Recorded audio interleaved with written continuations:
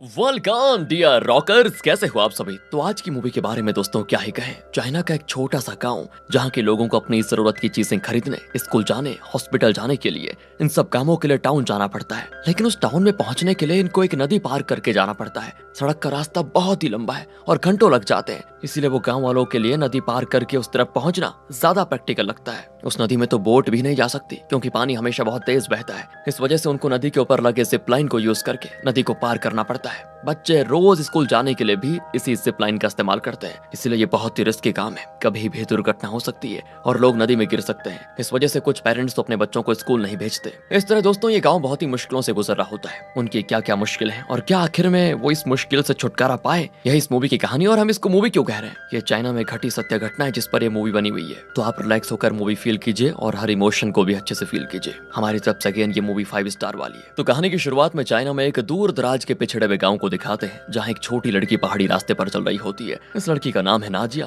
फिलहाल वो स्कूल जा रही है, लेकिन दोस्तों स्कूल यहाँ पास में नहीं बल्कि पास के टाउन में है। सड़क के रास्ते से जाएगी तो कई किलोमीटर्स की दूरी पड़ेगी और वहाँ पहुँचते पहुँचते स्कूल खत्म हो जाएगा। इसीलिए वो इस गाँव के दूसरे लोगों की तरह नदी पार करके उस टाउन में पहुँच जाती है। इस नदी में हमेशा पानी बहुत ज्यादा बहता है और इसे पार करने के लिए गांव वालों ने एक अजीब सा तरीका अपनाया हुआ है। नदी के बीच एक जिप लाइन है और हर किसी के पास एक हुक जैसी चीज होती है जिसमें एक व्हील भी है। वो उस हुक को उस जिप लाइन में लगाकर खुद को रस्सी या तगड़े कपड़े से बांध लेते हैं और उस हुक को पकड़कर स्लाइड होते हुए नदी पार पहुंच जाते हैं। नाजिया भी उसी तरह नदी पार करती है और उसे मजा बहुत आता है। और नाजिया की इसी खुशी से भरे चेहरे को दिखाकर इस मूवी का टाइटल डाला जाता है वॉकिंग टू स्कूल। मूवी होती है शुरू। यहाँ गांव में नाजिया की माँ, एक दादी और एक छोटा भाई भी है जिसका नाम है वावा। ये घर के अंदर नहीं छत पर रहना पसंद करता है। माँ चिल्लाती है कि उधर तोते उड़ा रहा है क्या, थोड़ी देर में तेरी दीदी स्कूल से आ जाएगी, उसके लिए खाना बनाना है, जल्दी आकर लकड़ियां लेकर आ जा। वावा तो ऊपर से ही लकड़ियां डिलीवर कर देता है। माँ फिर अंडे उबालकर एक टोकरी में रखती है और वावा एक हुक की मदद से उसे ऊपर उठा लेता है और अंडे पे कोई रिसर्च करने लगता है। ये सब देखकर इनकी दादी, जिसकी तबीयत खराब है, वो बेड पर लेटकर स्माइल करती है कि वाह मेरा पोता कितना समझदार निकला। अचानक माँ की आवाज को सुनकर वावा नीचे आता है तो पता चलता है कि दादी की तबीयत बहुत ज्यादा खराब हो गई है, अब डॉक्टर को बुलाना पड़ेगा। माँ और वावा पहाड़ चढ़कर उस जिप लाइन के पास पहुंच जाते हैं, लेकिन माँ को उस नदी को पार करने से बड़ा डर भी लगता है। वावा कहता है कि माँ मैं जाऊंगा और वो तैयार हो जाता है। दोस्तों माँ कहती है पर तुम नहीं जाओगे, समझे, मैं नहीं चाहती कि तुम कभी भी जिप लाइन के जरिए नदी पार करो, इसलिए मैंने तुम्हें स्कूल नहीं भेजा कभी भी। तभी नाजिया स्कूल के बाद वापस भी आ जाती है। वावा उसे बताता है कि दादी बहुत बीमार पड़ गई है, लेकिन माँ मुझे टाउन जाने नहीं दे रही, तुम प्लीज जाकर डॉक्टर को बुलाओ ना। और क्योंकि नाजिया को रोज जिप लाइन में जाने की आदत है तो माँ भी मना नहीं करती उसके लिए। नाजिया भी तुरंत उस जिप लाइन से टाउन पहुंच जाती है, लेकिन डॉक्टर का ट्रांसफर हो गया था तो वो टाउन छोड़कर दूसरे शहर जाने की तैयारी कर रहा होता है। नाजिया बहुत विनती भी करती है, लेकिन डॉक्टर कहता है कि अगर तुम्हारी दादी टाउन में होती तो मैं आ भी जाता, पर तुम तो किसी पहाड़ी इलाके में रहती हो, मुझे पहाड़ चढ़ने की भी आदत नहीं है, प्लीज चले जाओ। नाजिया भी गुस्से में डॉक्टर के सूटकेस से कपड़े बाहर निकाल देती है। डॉक्टर को भी गुस्सा आ जाता है, लेकिन नाजिया कहती है कि प्लीज डॉक्टर अंकल, हमें हमारी दादी बहुत प्यारी है, प्लीज उनकी मदद कीजिए ना। तब नाजिया का मुंह देखकर डॉक्टर का दिल पिघल जाता है और वो कहता है कि ठीक है। उसने तो सोचा था कि कोई पहाड़ चढ़कर वो नाजिया के गांव पहुंच जाएगा, लेकिन जब उसको पता चलता है ना कि उसको ये गहरी और खतरनाक नदी पार करनी पड़ेगी और वो भी जिप लाइन से, तो वो बौखला जाता है। नाजिया कहती है कि डरिए मत डॉक्टर अंकल, हम लोग रोज इसी तरह आते जाते हैं, ये बहुत ही सेफ और बड़ा मजा आता है इसमें। डॉक्टर कहता है कि देखो मैं सड़क के रास्ते से आने को तैयार हूँ, पर डॉक्टर अंकल सड़क के रास्ते से जाएंगे ना तो गांव जाते जाते रात हो जाएगी। और फिर कोई रास्ता न पाकर डॉक्टर उस जिप लाइन से जाने लगता है और ऐसा चिल्लाता है कि पूछो मत। वो जिप लाइन में ब्रेक लगाना नहीं जानता था तो दूसरी तरफ एक पत्थर से टकरा कर रुक जाता है, लेकिन गाँव वालों ने सेफ्टी के लिए वहाँ पर एक टायर रखा होता है तो उसे ज्यादा चोट नहीं आती। नाजिया कहती है सॉरी डॉक्टर अंकल, मैंने आपको ब्रेक लगाना नहीं सिखाया। लो अब बता रही हो मुझे, मैं तो पत्थर से टकरा कर पिचक ही जाता, वैसे मेरा चश्मा कहाँ है। तो वाह नदी की ओर इशारा करके कहता है कि वहाँ है डॉक्टर अंकल। लगता है आधे रास्ते में डॉक्टर ने जो नौटंकी की उसी में चश्मा ढीला होकर नदी में गिर गया। डॉक्टर बड़बड़ाता है कि तुम लोगों की मदद करते करते तो मेरा चश्मा भी गया और मेरी पीठ भी गई, पता नहीं आगे क्या होगा। फिर वो डॉक्टर को लेकर अपने घर जाते हैं जहाँ वो दादी को अच्छे से चेक करता है और बताता है कि देखो दादी को हार्ट अटैक हुआ है, फिलहाल जान को खतरा नहीं है पर उनका ध्यान रखना। अभी डॉक्टर सरकारी डॉक्टर है इसलिए फीस देने की भी जरूरत नहीं पड़ती। डॉक्टर निकलने वाला होता है कि बाबा कहता है कि डॉक्टर एक मिनट, अरे अब क्या हो गया डॉक्टर, मेरे दोस्त की तबीयत भी खराब है, आप उसको भी ठीक कर दीजिए ना। हाँ हाँ ठीक है, कहाँ रहता है तुम्हारा दोस्त, यही तो है, कहकर वो अपना कुत्ता दिखाता है दोस्तों और कहता है कि इसका नाम मिंग मिंग है। दरअसल ये बाबा के साथ छत पर चढ़ने लगा था, तब गिर गया, उसी वजह से इसको चोट आई है। डॉक्टर कहता है कि मैं वेट डॉक्टर नहीं हूँ, इसको मैं ठीक नहीं कर सकता। बाबा कहता है कि अरे जब आप इतने बड़े इंसान को ठीक कर सकते हैं तो इस छोटे को कुत्ते को ठीक करने में क्या है, ये तो मेरी एमबीबीएस की डिग्री पर कीचड़ उछाल कर ही छोड़ेगा। ये सोचकर डॉक्टर मिंग मिंग का इलाज कर देता है। उसे पट्टी बांध कर डॉक्टर कहता है कि ओके बच्चों, अब मैं निकलता हूँ और आइंदा तुमसे कभी भी मुलाकात नहीं चाहूंगा मैं। तभी नाजिया कहती है कि चले अंकल, मैं आपको जिपलाइन से नदी पार करवा कर आती हूँ। डॉक्टर भड़क जाता है कि क्या फिर से जिपलाइन? नहीं मेरी माँ, चाहे कितना भी घंटे लग जाए मैं सड़क के रास्ते से चला जाऊंगा, बस दोबारा जिंदगी में कभी भी जिपलाइन यूज नहीं करूंगा। तो डॉक्टर के जाने के बाद नाजिया घर पर बैठी अपना होमवर्क करने लगती है। बाबा पूछता है कि ये तुम क्या लिख रही हो? नाजिया कहती है ये होमवर्क है, कुछ सवाल पूछे गए हैं जिनके जवाब मुझे लिखने हैं। सवाल क्या है दीदी?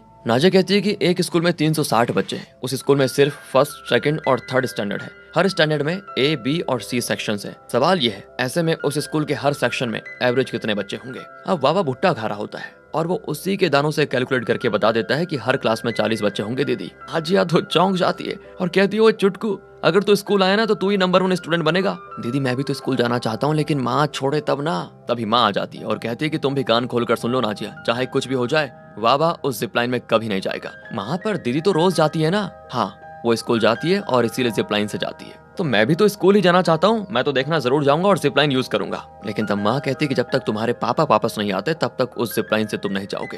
पर बाबा नहीं मानता तो माँ को बड़ा गुस्सा आ जाता है और फिर डर के मारे बाबा नाजिया के पीछे छुप जाता है। नाजिया कहती है कि माँ वो नहीं जाएगा, मैं देख लूंगी उसको, आप टेंशन मत लीजिए। और तब माँ शांत होती है। फिर दोनों बाहर खेलने आते हैं। नाजिया को स्कूल में पेपर फैन बनाना सिखाया गया था, लेकिन उसे बनाना उतना आसान नहीं होता। बड़ी मुश्किल से नाजिया उसे बना पाती है। वो हवा में घूमने लगता है तो उसको देखकर दोनों बहुत इंजॉय करते हैं, मस्त। वो उसको छत पर लेकर जाकर मजे से खेलता है और कहता है कि दीदी स्कूल में ऐसी और भी मजेदार चीजें सिखाई जाती हैं क्या? और साथ खेलने के लिए बहुत सारे बच्चे होते होंगे ना? मुझे भी स्कूल जाने का बड़ा मन कर रहा है, लेकिन मैं क्या करूं, माँ तो मान ही नहीं रही। अरे छोटू दिल छोटा मत कर, जब पापा लौट आएंगे तो पापा के साथ ही जिपलाइन से स्कूल चले जाना। अरे पर पापा अगर नहीं आए तो क्या मुझे यहीं रहना पड़ जाएगा? नाजिया कहती कि नहीं, मेरी टीचर ने कहा है कि इस नदी के ऊपर एक ब्रिज बनने वाला है। ब्रिज? वो क्या होता है? तो नाजिया अपने बुक में ब्रिज की फोटो दिखाती है। अच्छा, तो नदी के ऊपर बनने वाला रोड? हाँ वही। जब ये ब्रिज बन जाएगा ना तो हमें जिपलाइन से जाने की जरूरत ही नहीं पड़ेगी। वाह दीदी, फिर तो हम दोनों उस पर आराम से चलकर स्कूल जा पाएंगे ना। और वैसे ब्रिज कब तक बनेगा ये तो पता नहीं छुटकू, लेकिन बनेगा जरूर। और दीदी उस डॉक्टर अंकल ने कहा था कि वो शहर जा रहे हैं, ये शहर क्या होता है? अरे शहर टाउन जैसा ही होता है लेकिन बहुत बड़ा और शानदार। तो क्या वहाँ बड़े बड़े पहाड़ होंगे? नहीं छुटकू, पहाड़ नहीं होते वहाँ पर, कम से कम नदियाँ तो होती होंगी फिर। अरे नहीं, नदियाँ भी नहीं होती। पर क्या वहाँ के लोग कुत्ते मुर्गियाँ वगैरह पालते हैं? अरे वहाँ ये सब नहीं पालते बाबा, अगर कोई पालता है तो उन्हें मना किया जाता है। अरे दीदी फिर शहर को शानदार क्यों कह रही हो? जहाँ पहाड़ नदी जानवर नहीं होते वो जगह भी कोई शानदार हुई? अरे हाँ बाबा तुम ही सही हो, ओके। लेकिन मैंने ये भी सुना है कि शहर में बहुत सारे लोग रहते हैं। देखो दीदी जो भी हो, लेकिन मैं एक न एक दिन इस जिपलाइन से नदी को पार जरूर करूंगा। नाजिया कहती कि देखो माँ ने मना किया है, जिपलाइन पे जाने के लिए तुम्हें बहुत प्रैक्टिस करनी पड़ेगी। वो कहता है मैं रोज प्रैक्टिस कर तो रहा हूँ। कहकर वो एक लकड़ी पर चढ़कर उतरने के चक्कर में जोर से नाजिया पर टकरा जाता है और दोनों नीचे गिर जाते हैं। तभी नाजिया का बनाया हुआ पेपर फैन डैमेज हो जाता है। बाबा कहता है तुम फिक्र मत करो दीदी, मैं इसको ठीक कर दूंगा। उस रात बाबा को नींद ही नहीं आती। अब अगले दिन की बात है, गाँव वाले जिपलाइन से नदी पार जाते हैं। नाजिया भी जाने वाली होती है, उसके साथ बाबा भी आया होता है उसे जिपलाइन पर जाते हुए देखने के लिए सिर्फ। तब एक आदमी सुअर बेचने के लिए जा रहा होता है। तो कुछ आदमी उस जगह को सर्वे करने आते हैं और उनकी बातों से पता चलता है कि वो एक ब्रिज बनाने जा रहे हैं। सुनकर नाजिया और बाबा बड़े खुश होते हैं कि चलो अब हमारी मुश्किलें खत्म हो जाएंगी। नाजिया भी बाबा को बाय बाय कहकर जिपलाइन से नदी पार करके चले जाती है। बाबा बेचारा उदास हो जाता है कि यार मैं नहीं जा पाया। वो घर के कामों में ही माँ की मदद करता है। फिर माँ भी कहती कि बेटा कहीं बाहर मत जाना, घर में दादी के पास ही रहना। कहकर माँ चली जाती काम पर। लेकिन दोस्तों बाबा ने कुछ और ही प्लान करके रखा हुआ था। माँ ने जिपलाइन का हुक कहीं छुपा के रखा हुआ था जिसे वो किसी तरह ढूंढ निकालता है। अब अगर माँ अचानक वापस आ गई तो वो फंस जाएगा, इसीलिए वो अपना एक ड्रेस एक बिजुका को पहनाकर उसे छत पर छोड़ देता है ताकि माँ को लगे कि बाबा छत पर है। इस तरह पूरी सेटिंग करके बाबा जल्दी से उस जिपलाइन के पास जाकर अपने शरीर पर रस्सी बांधकर उस हुक लाइन को जिप में लगाता है और नदी पार करने लगता है। बड़ा मजा आता है उसे और करते करते आखिर वो टाउन पहुंच जाता है। अब वहाँ नाजिया के स्कूल जाता है। पहले नाजिया क्लास में बैठी होती है, तब शहर से एक नई टीचर इस स्कूल में आती है। वो बाबा से कहती है अरे तुम क्लास के वक्त बाहर क्या कर रहे हो? बाबा तो तुरंत वहाँ से भाग जाता है। फिर टीचर अपनी क्लास में जाती है जहाँ बच्चों को उनका परिचय दिया जाता है। टीचर देखती है कि सभी बच्चों ने चप्पल पहन के रखे हुए हैं। तब प्रिंसिपल बताते हैं कि यहाँ पढ़ने वाले ज्यादातर बच्चे गरीब हैं। कुछ बच्चे तो पहाड़ों के बीच जो जिपलाइन है उसी के जरिए स्कूल आते हैं। ये सुनकर टीचर परेशान हो जाती है और जब वो बाहर आती है तो देखती है बहुत सारे जिपलाइन हुक्स वहाँ टंगे हुए हैं। टीचर समझ जाती है कि शिक्षा पाने के लिए इन बच्चों को कितनी मुश्किलें झेलनी पड़ रही है। अब बाबा वापस घर आ जाता है, लेकिन उससे पहले उसकी माँ आ चुकी थी। वो उस पुतले को देखकर कहती है कि अरे बाबा, हमेशा ऊपर ही खड़े रहोगे या नीचे भी आओगे? जल्दी आ जाओ लकड़ियां लेकर। बाबा जल्दी जल्दी ऊपर जाकर उस पुतले के कपड़े पहन लेता है और अब माँ को जवाब देता है कि सॉरी माँ, मेरी आंख लग गई थी ऊपर, अभी लकड़ियां लेकर आता हूँ, कहकर वो नीचे जाता है। फिर नाजा स्कूल से आकर बाबा को बताती है शहर से एक नई टीचर आई है, वो बड़ी खूबसूरत है, पता है? बाबा कहता है कि हाँ पता है। पता है? तुमने कहाँ देखा उनको? तभी बाबा खुद को संभाल लेता है और कहता है अरे मैं कैसे देख पाऊंगा, तुम कह रही हो तो ठीक ही होगा। अगले दिन फिर बाबा जिप लाइन यूज करके टाउन के स्कूल में पहुंच जाता है। टीचर एक नई कविता सिखा रही होती है जिसे बाबा खिड़की के बाहर खड़ा होकर सीख लेता है। टीचर उसको देख भी लेती है और कहती है तुम वहीं रुको, मैं आती हूँ। तो बाबा तो एकदम मिन्नल मुरली की तरह गायब हो जाता है वहां से। फिर टीचर बच्चों को बाहर लाकर उन्हें पढ़ाते हुए उनके पैरों का साइज नाप रही होती है। दरअसल वो बच्चों को शूज खरीद कर देना चाहती है। फिर नाजा घर आ जाती है और बाबा को आज टीचर की सिखाई हुई वो नई कविता सुनाती है, लेकिन बीच में भूल जाती है और तब बाबा दोस्तों आगे की कविता सुनाने लगता है। तो नाजिया तो चौंक जाती है कि तुम कैसे जानते हो ये चीज भी? बाबा कहता है कि तुम पहले भी ये कविता गाती थी, तब मुझे याद हो गया था। नहीं, ऐसा तो हो ही नहीं सकता क्योंकि टीचर ने आज ही नई कविता हमें सिखाई। इस तरह वो बड़ी कंफ्यूज हो जाती है। कुछ दिन बीत जाते हैं और टीचर ने सबके लिए शूज खरीदे होते हैं। वो हर स्टूडेंट के घर जाकर उन्हें शूज देती है। फिर जब नाजिया की बारी आती है ना, तो वो टीचर को जिप लाइन के पास ले आती है। टीचर घबरा जाती है कि ये तो बहुत खतरनाक तरीका है तुम्हारे घर जाने का। नाजिया कहती डरिए मत टीचर, हम रोज ऐसे ही आते जाते हैं, कुछ नहीं होगा, चलिए। कहकर नाजिया पहले टीचर को जिप लाइन में भेजती है, लेकिन बीच रास्ते में उनका व्हील अटक जाता है। वो चिल्लाती है कि नाजिया अब क्या करूं? तो नाजिया कहती है फिक्र मत कीजिए टीचर, मैं आती हूँ। कहकर वो भी जिप लाइन में आती है और बताती है कि जब हुक इस तरह अटक जाए तो हाथ से केबल को पकड़कर उसे आगे खींचना होता है। इस तरह वो नदी पार कर ही लेती है। लेकिन टीचर बहुत थक जाती है और पूछती है क्या तुम रोज ऐसे ही आती जाती हो? तुम्हें तो बहुत तकलीफ होती होगी। नाजिया कहती है नहीं टीचर, हमें इसकी आदत पड़ चुकी है। फिर नाजिया टीचर को अपने घर पर लेकर आती है, लेकिन बाबा को पहले से पता चल गया था कि आज टीचर आने वाली है और सोचता है कहीं उन्होंने मुझे देख लिया तो बस सारा खेल खराब हो जाएगा, इसीलिए वो टीचर से छुप जाता है। तो माँ टीचर का स्वागत करती है और नाजिया से कहती है ये बाबा कहाँ मर गया, जरा उसको बुलाओ। तो नाजिया भी जाकर देखती है तो वो एक कोने में सिकुड़ कर बैठा होता है। नाजिया कहती है कि अबे मेरी टीचर आई है, उससे मिलोगे क्या? बहुत ही अच्छी टीचर है। तो बाबा कहता है वो जैसी भी हो मुझे नहीं मिलना उनसे। और वो जाएंगी कब ये बताओ? नाजिया कहती हो तुम जिस तरह डगमगा रहे हो ना, मुझे लगता है तुमने जरूर कोई गड़बड़ की है, सच बताओ। नहीं दीदी, मैंने कुछ नहीं किया, अब तुम जाओ यहाँ से, मैं बाद में आऊंगा। ये कहकर बाबा नाजिया को भेज देता है। और तब गांव के एक अंकल बाबा को देख लेते हैं और कहते हैं कि क्यों रे बाबा, बाहर खड़ा होकर ये घर के अंदर क्यों झांक रहा है? चलो मैं तुम्हारे घर के अंदर लेकर जाता हूँ तुम्हें। कहकर वो बाबा को उठाकर घर की ओर लेकर आ जाते हैं। अंकल अंकल प्लीज मुझे छोड़ दीजिए, मुझे वहां मत लेकर जाइए। और अंकल उसको उठाकर सीधे उसके घर के अंदर लेकर छोड़ देते हैं उसे। अब टीचर उसका चेहरा ना देख लेना, इसलिए वो भागकर माँ से लिपट जाता है। माँ उसका मुंह टीचर की ओर करती है और तब टीचर पूछती है क्या तुम ही नाजिया के भाई बाबा हो? हम पहले मिल चुके हैं क्या शायद? वो कहता है मैंने आपको कभी नहीं देखा मैडम। देखो बाबा झूठ मत बोलो, स्कूल के बाहर खड़े होकर तुम अंदर झांक रहे थे और मैंने तुम्हें रुकने को कहा लेकिन तुम भाग गए, अब मुझे याद आ गया है। ये सुनकर माँ तो चौंक जाती है और बाबा भी डर जाता है कि न जाने माँ मेरा क्या हाल करेगी। तो माँ तो एक झाड़ू उठाकर उसे लेफ्ट राइट सेंटर हर जगह मारने लग जाती है। टीचर और अंकल रोकते हैं और तब माँ रोती है कि 3 साल पहले इसी जिप लाइन से नदी पार करते वक्त मैं जरा फिसल गई और उस दिन तो मेरी मौत आते आते रह गई। तब से उस जिप लाइन को देखकर मुझे बहुत डर लगता है। मैं तो चाहती भी नहीं थी कि नाजिया रोज स्कूल उसी से जाए, लेकिन क्या करें, उसके लिए पढ़ना बहुत जरूरी है और इसीलिए मेरे पास उसको खतरनाक जिप लाइन से स्कूल भेजने के अलावा कोई रास्ता नहीं बचा। बाबा कहता है कि अच्छा बस दीदी के लिए स्कूल जरूरी है, मेरे लिए नहीं। तो माँ उसको फिर पीटने आ जाती है। अंकल भी बाबा को समझाते हैं कि बेटा तुम्हारा स्कूल जाना भी जरूरी है, लेकिन प्लीज जिप लाइन यूज मत करना, 1-2 साल के अंदर ब्रिज बनकर तैयार हो जाएगा, फिर तुम स्कूल चले जाना। वो माँ को भी समझाते हैं कि देखो बाबा अभी बच्चा है, उससे गलती हो गई, माफ कर दो उसको, आगे से कभी वो जिप लाइन यूज नहीं करेगा। तब माँ थोड़ी शांत हो जाती है। तो टीचर अब नाजिया को एक जोड़ी रेड शूज देकर चले जाती है। अंकल और टीचर के जाने के बाद माँ बाबा से कहती है तुम प्रॉमिस करो बेटा, आइंदा उस जिप लाइन को कभी यूज नहीं करोगे। बाबा कहता है कि ठीक है माँ, नहीं करूंगा, लेकिन बदले में मुझे वो रेड शूज चाहिए। अगर वो मुझे नहीं दिया तो मैं रोज उस जिप लाइन को यूज करूंगा। अब माँ फिर उसको मारने को झाड़ू उठाती है, लेकिन नाजिया कहती है कि मत मारो माँ, मैं उसे शूज देने को तैयार हूँ। लेकिन नाजिया वो तुम्हारी टीचर ने तुम्हें दिया है। नाजिया कहती कोई बात नहीं माँ, मैं चप्पल पहनकर चली जाऊंगी,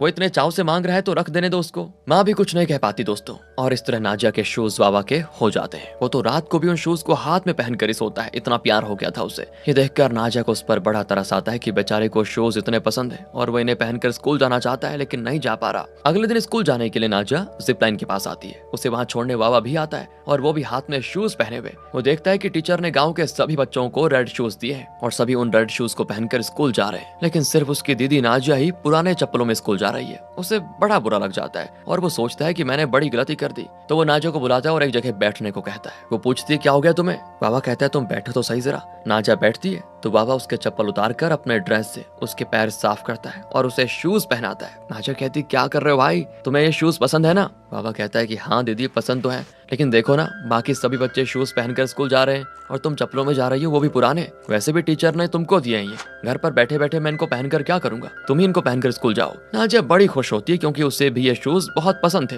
लेकिन अपने भाई के लिए उसने उसको दे दिए। फिर नाजिया भी जिप लाइन से स्कूल पहुंच जाती है, लेकिन यहाँ बाबा उदास बैठा होता है। वहाँ ब्रेक टाइम में नाजिया शूज को हाथ में पहनकर उन्हें निहारने लगती है। तब टीचर पूछती है कि शूज तुम्हें पसंद है ना नाजिया? वो कहती है हाँ टीचर मुझे तो पसंद है, लेकिन मेरे भाई बाबा को ये शूज और भी ज्यादा पसंद है। अरे एक बात बताओ, कल तुम्हारी माँ ने उसे मारा तो नहीं बहुत? नहीं टीचर, बाबा ने उनको प्रॉमिस कर दिया था कि वो दोबारा कभी जिप लाइन यूज नहीं करेगा और बदले में उसने मेरे शूज मांग लिए थे। फिर न जाने क्या हुआ, उसने दूसरे बच्चों के शूज देखे और मुझे मेरे शूज वापस दे दिए कि लो दीदी तुम ही रख लो। तब टीचर कहती है कि अरे बाबा तो बहुत अच्छा लड़का निकला। तो नाजिया कहती है कि हाँ टीचर वो तो पढ़ाई में मुझसे भी तेज है। आपने उस दिन जो कविता सिखाई थी ना, उसे वो क्लास के बाहर खड़ा होकर सुन रहा था शायद। मैं तो कविता भूल गई, लेकिन उसने बढ़िया याद करके मुझे सुना दी थी। अगर उसको भी ऐसे शूज मिलते तो बड़ा अच्छा होता। टीचर पूछती है कि क्या स्कूल के बाद तुम सीधे घर चली जाओगी? तो नाजिया कहती है नहीं, आज तो माँ ने कुछ चीजें मंगाई है टाउन से, उनको लेकर ही जाऊंगी। फिर स्कूल के बाद नाजिया दुकान जाकर चीजें खरीदती है। तब वहाँ बाबा के साइज के शूज देखकर वो दुकानदार से उसका दाम पूछती है। वो कहता है 100 युआन। अरे यार ये तो बहुत ज्यादा है। ये सोचकर वो शूज को वापस करने लगती है। तो तब वहाँ पर आती है टीचर उन शूज को बाबा के लिए खरीद भी देती है और इससे नाजिया की खुशी का ठिकाना नहीं होता दोस्तों। वो टीचर को थैंक कर वहाँ से निकलती है। फिर जाते जाते वो मुड़कर टीचर को देखकर स्माइल भी करती है, जिसको देखकर टीचर का भी जी भर जाता है। और फिर नाजिया उन शूज को बैग में बांधकर जिप लाइन से घर आ रही होती है, लेकिन बीच रास्ते में बैग में रखे शूज पानी में गिरने वाले होते हैं। नाजिया उन्हें पकड़ने के लिए हाथ निकालती है तो उसका बैलेंस खो जाता है और इसी बीच उसकी रस्सी भी कट जाती है और बेचारी उन शूज और बैग के साथ नीचे तेजी से बहती नदी में गिरकर मर जाती है। हाँ दोस्तों, और इन बातों से बेखबर बाबा नाजिया के पेपर फैन को ठीक कर रहा होता है जो उस दिन डैमेज हो गया था और उसकी माँ ने उसको 2 अंडे उबाल कर दिए थे। तो बाबा एक अपने लिए और एक अपनी दीदी के लिए रखकर उसका इंतजार करता है। तब अचानक टीचर और कुछ लोग भागे चले आते हैं। बाबा की कुछ समझ में नहीं आता तो वो नीचे आता है और देखता है कि उसकी माँ शॉक में बैठी होती है। बाबा पूछता है अरे टीचर आप नाजिया कहाँ है? मैंने नाजिया के लिए अंडा बना कर रखा था, आप चाहें तो ले लीजिए। तो टीचर टूट कर रोने लग जाती है और तब बाबा वहाँ नाजिया का बैग और उसका एक शू देखता है जो कि भीगे हुए होते हैं। बस वो समझ जाता है कि जरूर दीदी नदी में गिरकर मर गई। वो दीदी दीदी करते चिल्लाता हुआ नदी के पास भागता है, लेकिन अब कोई फायदा नहीं क्योंकि अब तक तो उस तेज सी बहती नदी के साथ नाजिया न जाने कहाँ बह गई होगी। लेकिन बाबा को लगता है कि दीदी बच गई होगी और एक दिन वो घर वापस जरूर आएगी। वो नदी के पास बैठा हाथ में पेपर फैन लिए नाजिया के इंतजार में होता है। वो मन ही मन सोच रहा होता है कि दीदी तुम कहाँ चली गई? मुझे पता है तुम मुझे देखने जरूर आओगी, प्लीज आ जाओ। मैं तुम्हारे साथ खेलना चाहता हूँ, तुम्हारा हाथ पकड़कर तुम्हारे साथ स्कूल जाना चाहता हूँ। अरे तुम नहीं होगी तो मैं अकेले कैसे जीऊंगा? इस तरह कुछ दिन बीत जाते हैं और वो अपनी मन की सारी भड़ास निकाल देता है। एक दिन अचानक पापा घर आते हैं तो नाजिया को पुकारते हैं। माँ तो टूट कर रोने लगती है तो पापा समझ जाते हैं कि जरूर कोई अनहोनी हो गई है। और जब माँ पापा को सब बताती है तो वो भी बड़े दुखी होते हैं। और तो और बाबा किसी से बात नहीं कर रहा होता है। पापा उसके पास बैठकर कहते हैं कि बेटा पापा ने बड़ी गलती कर दी, ना मैं शहर जाता और ना नाजिया को खोता, माफ कर दो मुझे, लेकिन आइंदा मैं तुम्हें और माँ को छोड़कर कभी नहीं जाऊंगा। कुछ दिन के बाद टीचर और अंकल घर आते हैं। माँ बाबा को पुकारती है तो वो नीचे आता है तो टीचर उसे एक स्कूल बैग देती है